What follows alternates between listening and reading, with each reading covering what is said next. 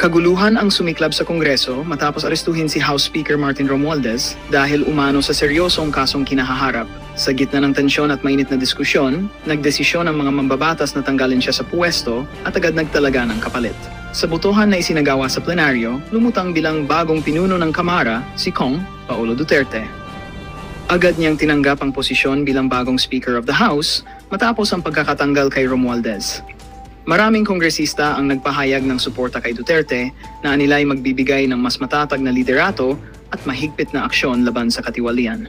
Samantala, wala pang pahayag mula sa kampo ni Romualdez hinggil sa kanyang pagkakaaresto at pagkawala ng posisyon. Patuloy namang nakatutok ang taumbayan sa mga susunod na hakbang ng Kongreso sa ilalim ng pamumuno ni Speaker Paulo Duterte. Ang tanong ngayon, magdudulot ba ito ng pagbabago sa direksyon ng lehislatura?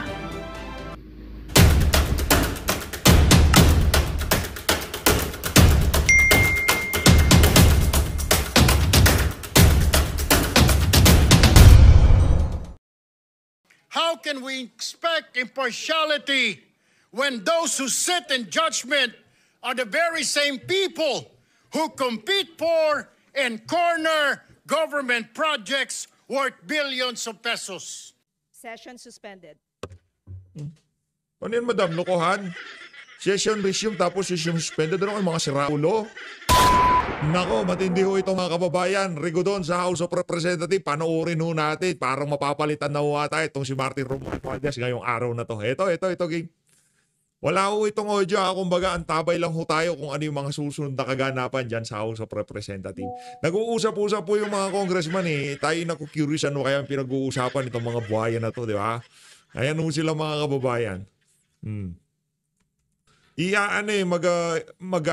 Magsisession sila tapos biglang isususpende. Hindi natin alam kung ano nangyari. Nagkagulo ba sila, di ba? Abangan natin mga kababayan. Ayan. Oh. Sana meron na mag-move para ibakantehin ng pwesto ng speaker, no? Para at least kung saan man, ano man mangyari dyan sa mga susunod na kaganapan dyan, yung pagdinig sa mga flood control issue, yung tipong matalakay na talaga ng puspusan. Yung tipong, whitewash, ika nga ni Atty. Vic Rodriguez Nagkakaroon ng cover-up di ba? Dito, sana sa bagong pamunan ng House of Representatives, dito, yung mga dokumento, kagaya ng mga dokumento sa small committee, yung mga napag-usapan sa BICAM, mga napag-usapan nitong si Zaldico at nitong si Itzela Kimbo, sana maibigay sa sambayan ng Pilipino, mailabas sa mga pagdinig na magaganap. Kasi pagka napalitan ho yan, automatic ho yun Pati yung mga chairmanship ng mga komite, kailangan hindi natin alam, pagka-retain yung mga kasalukuyang chairperson ng mga komite, napakalaki yung kabalintunan yan. Ibig sabihin, naglokohan na naman ho tayo, di ba? Kasi ba't pa tayo magpapalit ng speaker, gayong hindi rin nang pala natin papalitan yung mga chairperson ng mga komite, di ba? Tayo natin, ayan na. Mag-uumpisa na. Wala, ayan. Pagka linagay na ho yung, yung pamalo na yan, yan yung hudyat na magkakaroon na talaga ng, mabuti-buting development ngayon. Siguro napipressure na rin itong si Romualdez, so sobrang nai-stress na siya. Kasi mayat maya yung banggit sa pangalan nilang dalawa nitong si Zaldico. Ayun pinokpok yung yung martilyo. Ano nangyari? Ano nangyari doon? Pagka-resume, suspended kagad. Session resume. Session suspended. Ano yan, madam? Lokohan? Session resume tapos session suspended. Ano kayo mga siraulo? Tinatanong ko ano yan? Session resume. Pagpukpok mo, session suspended. Ulitin natin. Ito, lokohan. Lights, camera. Action, Session resume. Session suspended. Ano yun? Para Session resume. Session suspended. Ano parang tanga lang, ganun? Session resume tapos session suspended? Oo lang yan, pinagod nyo lang si kuya. Ang lang nga talaga itong mga to. Session resume, tapos session suspended. Forward natin. Mga walang yang to, pinagluloko nyo sa bayan ng Pilipino, daming nag-aabang. O ito, lipat na. Ito, game. Totoo na. Game na. Session resumed. Majority Leader. Madam Huwag Speaker, mo I move that isususpend we yan, take up langya ka. additional reference of business. Oh, The Secretary General is directed to read the titles of the bills excited and na ako dito kay resolutions. Congressman Kiko Barzaga. Additional reference of business, bills on first reading. House Bill Oh. 4530, enhancing the medical access of OFWs and their families. By Pamilya. Representative Macapagal Arroyo. to the Committee on Health. House Bill 4531, institutionalizing the Abang. annual grant of the World Teachers' Day incentive benefit for public school teachers. By Representatives Gonzales, Christopher Sheen, and Libanan. To the Committee on Basic Education and Culture. Tuloy natin.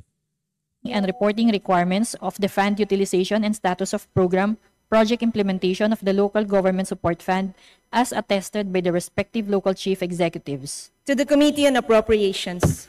Letters dated September 10, 2025 of the Executive Secretary, Office of the President, Malacanang, transmitting 2 original copies each of Republic Act numbers 12254 to 12265, which were signed by President Ferdinand Romualdez Marcos Jr. To the Archives. Majority Leader. Madam Speaker, I move that to suspend session until tomorrow, September 17 at 3 o'clock in the afternoon. Session suspended. Asan yung palitan? Langyang yan. Lilipat na nga ho tayo mga kababayan. Ano ba yan? Matter of personal and collective privilege. Outrage. Outrage, Mr. President, over a law that was meant to regulate the construction industry, but has now been twisted into a weapon of abuse, greed, and corruption. Ang tinutukoy ko po ay itong Republic Act number 4566 o ang Contractors License Law. At sa ilalim ng batas na nag-amyenda dito ay ang Philippine Contractors Accreditation Board o PICAB na siyang nagbabantay, nangangasiwa at nagre-regulate sa industriya ng lahat ng konstruksyon sa Pilipinas. Maganda po ang batas na ito, maganda po ang layunin, Ginoong Pangulo. Ngunit may malaki pong problema. Ayon kasi sa nasabing batas, kailangang lahat ng mga miyembro ng PICAB ay may 10 taon o higit pang karanasan sa pangungontrata. Now, Mr. President, I ask you in this chamber, how can contractors regulate themselves? How can we expect impartiality when those who sit in judgment are the very same people who compete for and corner government projects worth billions of pesos? This is not regulation, Mr. President.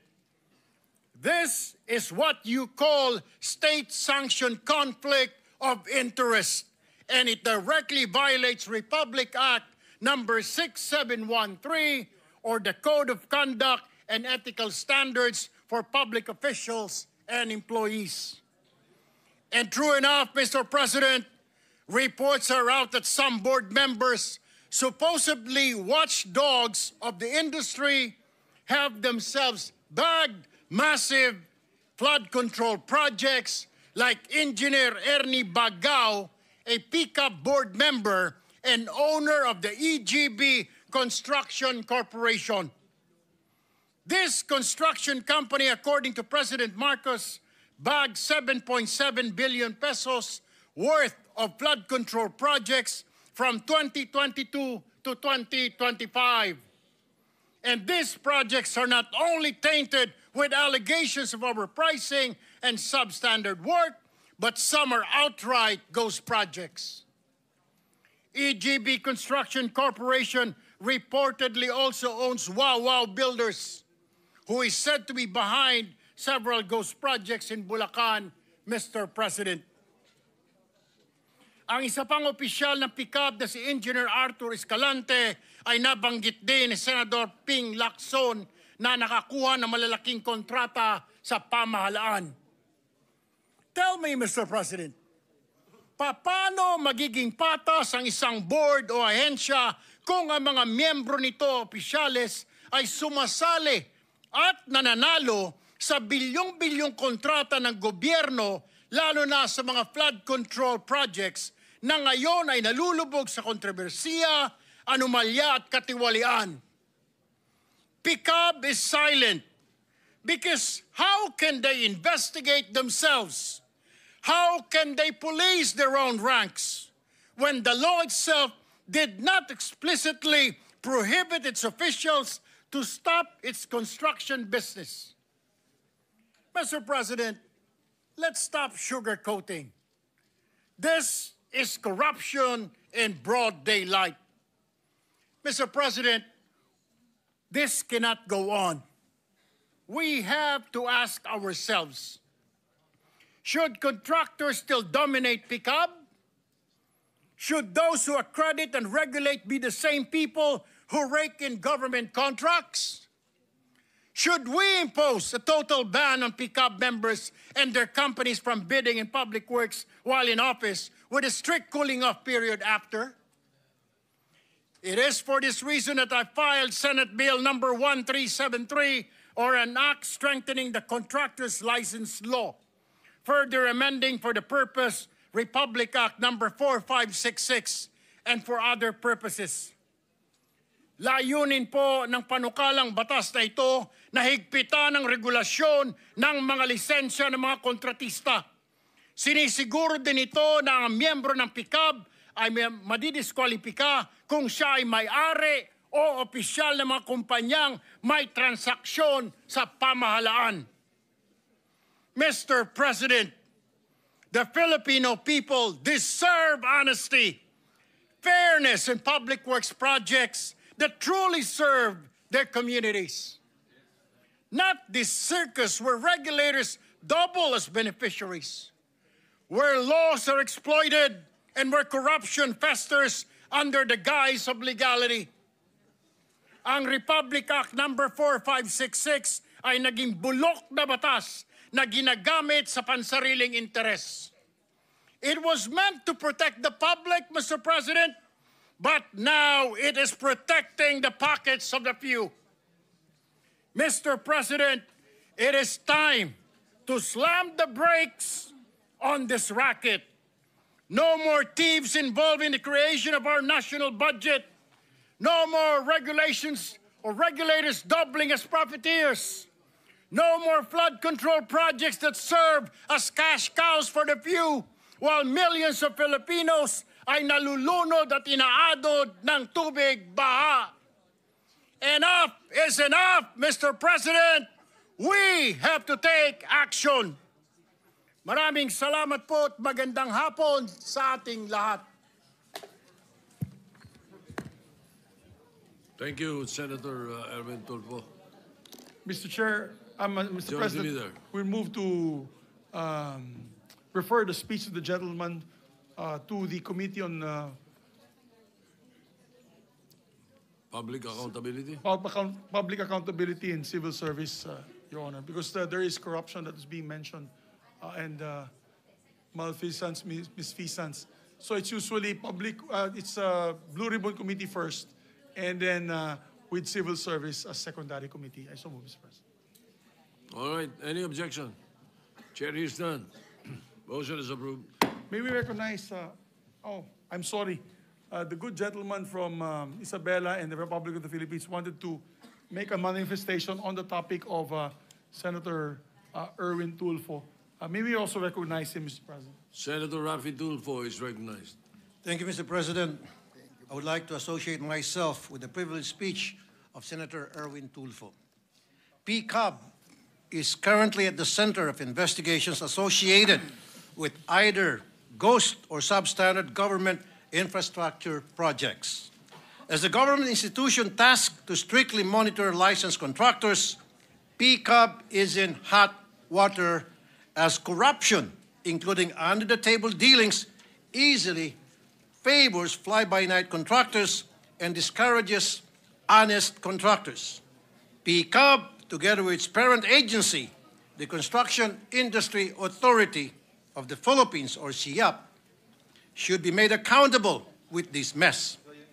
Hindi po sapat ang resignation ng ilang opisyal ng PCAB upang ayusin ang problemang ito. There should be major reforms to improve the licensing and accreditation process. I thank Senator Erwin for filing Senate Bill number 1373 to strengthen the contractor's license law, the law which requires all contractors, subcontractors, and especially contractors to obtain license from the PCAB. In line with this, Mr. President, is the gentleman from Palawan, Ilocos, and Davao willing to answer a few questions? Sure, Mr. President. But before You may proceed.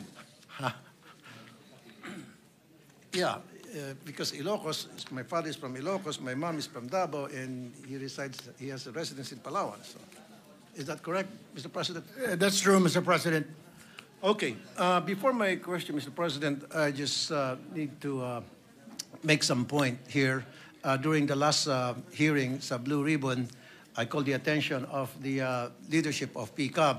Nasabi ko dapat yung mga opisyalis na yon ay ma-issuean ng whole departure order, particularly these people. Number one, Dr. Pericles Dakay, Engineer Arthur Escalante, Engineer Ernie Bagao, Attorney Herbert Matienzo, Attorney Marco Matt, and Doris Gacho. Ito po yung mga opisyalis ng PCAB para sa akin ay dapat maimbestigahan at kung kinakailangan ay makasuhan. Bakit kanyo, Mr. President, I found out na prior to May 12, 2022, ang sinisingil na para sa licensing fee ng mga contractor na nag-a-apply para maging contractor was 100 pesos. Again, 100 pesos. Pero noong May 12, 2022, naging effective yung RA 11711, amending the contractor's license law from 100 pesos, ito ay dapat, ang sinisingil na ay 5,000 pesos. Pero gayon pa man, tuloy-tuloy pa rin ang paniningil nitong mga taga-PCAB ng 100 pesos at sino-shortchange ang government ng 4,900. Ang tanong, saan na pupunta yung 4,900 pesos kada aplikante ng mga contractor? Kaya nag-issue ang Commission on Audit ng report at sinasabing sila ay short ng 258 million pesos. At nung kinausap ko sa nasabing hearing, ito mga taga-PCAB, ang sinabi nila kasi nag-issue sila ng IRR at pinoward kay Presidente bago raw mai-implement yung 5,000 na singil. And I told them, hindi, kasi wala doon sa procedure, sa provision, na dapat magkaroon ng IRR para makasingil ng 5,000, gawing it effective after maipass yung RA 711. Ang sabi ng Presidente, kasi yun daw ang sabi ng kanilang mga abogado. So sabi ko, yung mga abogado nila siguro ay ob-ob, kailangan na mag-resign dahil hindi nila alam kung ano yung pinanggagawa nila. But anyway, Mr. President, my question to Senator Erwin, ano po ay mga salient features ng SBN 1373? Marami po, Sen. Rafi, Mr. President, ang meron itong Republic Act, or not Republic Act, but SB 1373. Narito po ang ilan dito, ang reorganisasyon po ng PCAB na ang kanilang mga miyembro na 5, chairman plus 4 po na miyembro, ay dapat po mga representante mula sa DPWH, Securities and Exchange Commission, at contracting industry at saka academe or civil society. At alisin na po yung mga kontratista na mga nakaupo po doon. Isa pa po, mas stricto na qualification para sa mga miyembro. Dapat po ang miyembro nito ay natural born Filipino, residente po ng 8 taon, dito sa ating bayan, at least 35 years old, na may maganda pong moral character.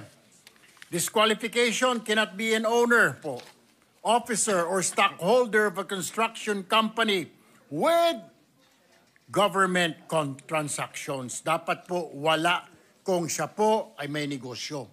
If a conflict of interest arises during his tenure, the member must divest interest within 30 days, Mr. President. Isa pa pong feature nito ay ang fixed term of office. Ang chairman at ang mga miyembro ay magsisilbi po ng 3 taon at wala na pong reappointment. Enhanced powers of PICAB. PICAB can now investigate violations motu proprio on its own or upon verified complaints. Ang nangyayari po kasi ngayon, Mr. President, hindi sila nag-iimbestiga dahil paano nila iimbestigahan ang kanilang mga sarili, Mr. President? Ang panghuli po, stronger accountability of contractors. Prescripted period of filing charges extended to 10 years. Yung mga substandard at saka mga ghost projects, dapat po kahit na 10 taon na yan at pwede pong kasuhan. Renewal after revocation of license may only be reissued upon proof demonstrable financial and operating capacity, full satisfaction of losses, costs, and compliance with condition of revocation. Yan po ang mga salient features po ng naturang Senate bill. Mr. President. Mr. President, I'm looking forward na itong PICAB sa susunod na hearing, either Blue Ribbon o sa public accountability, ay mapatawag lalo itong mga opisyales nila nang sa gayon magsagawa tayo ng malalim na investigasyon hinggil sa mga kalokohan ng mga taong ito. Maraming salamat.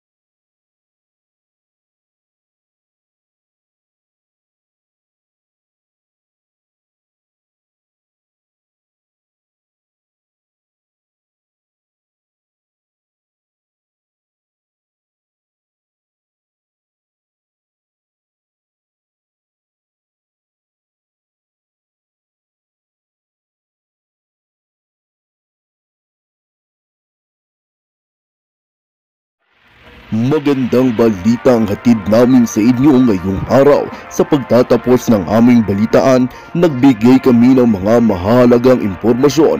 Maraming salamat sa pagtutok at pagsuporta sa aming programa. Huwag kalimutang manatili sa mga susunod na araw para sa mga bagong balita at mga kwento na dapat nating abangan. Mula sa Boses ng Masa, magandang araw Pilipinas!